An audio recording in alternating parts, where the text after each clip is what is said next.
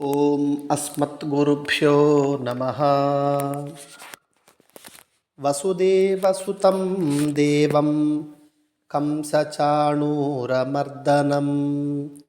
దేవకీ పరమానందం కృష్ణం వందే జగద్గురుం.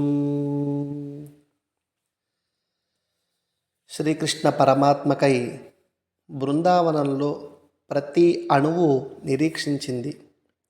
ఆ పుణ్యస్థలిలో వనాలు, నదీ జలాలు, పర్వత శిఖరాలు, చంద్రుని కిరణాలు,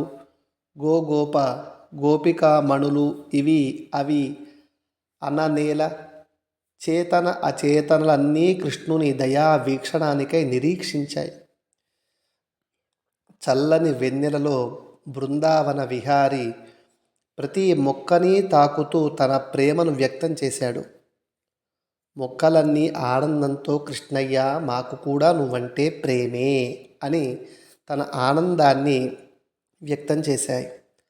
ఆ వనంలో శ్రీకృష్ణుడు వెదురు పొద దగ్గర నిలబడి ఆలోచనలో పడ్డాడు.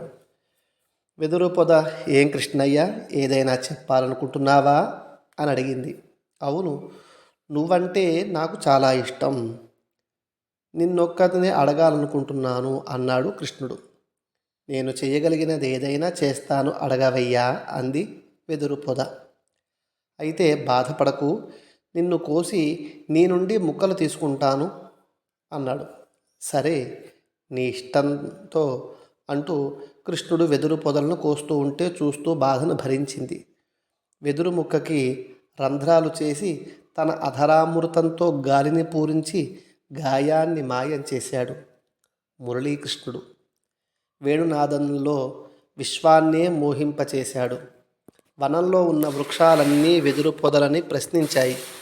కృష్ణుని చేతిలో నిత్యవావ్యాసం చేస్తూ అధరామృతాన్నే ఆహారంగా స్వీకరిస్తున్నావు కదా, ఆ స్థానం నీకెలా లభించింది అని.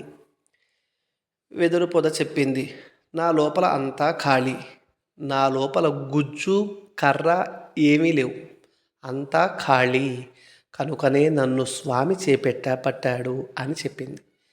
ఎవరైతే నేను, నాది అనే అహంకార మమకారాలను వదిలి స్వామి శ్రీచరణాలని ఆశ్రయిస్తారో వారిని తన సేవకి ఉపయోగించుకుంటాడు.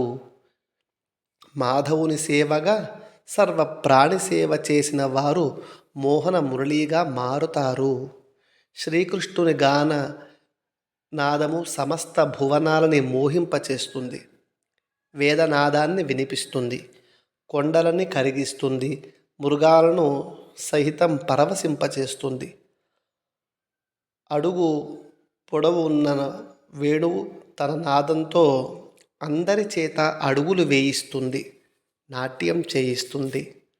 భగవంతుని సేవ చెయ్యాలనుకునే వారి మనసులో నేను నాదం చేస్తున్నాను, నా ధనం దానం చేస్తున్నాను, నేను సేవ చేస్తున్నాను అనకుండా ఆచార్యులే మన చేత భగవంతుని సేవ చేయిస్తున్నారు అనే త్యాగ భావంతో సేవ చేసే వేణువు లాంటి మన మనస్సులు, మన మాటలు అందరూ వింటారు, పరవశిస్తారు, మనతో కలిసి భగవంతుని సేవ చేస్తారు.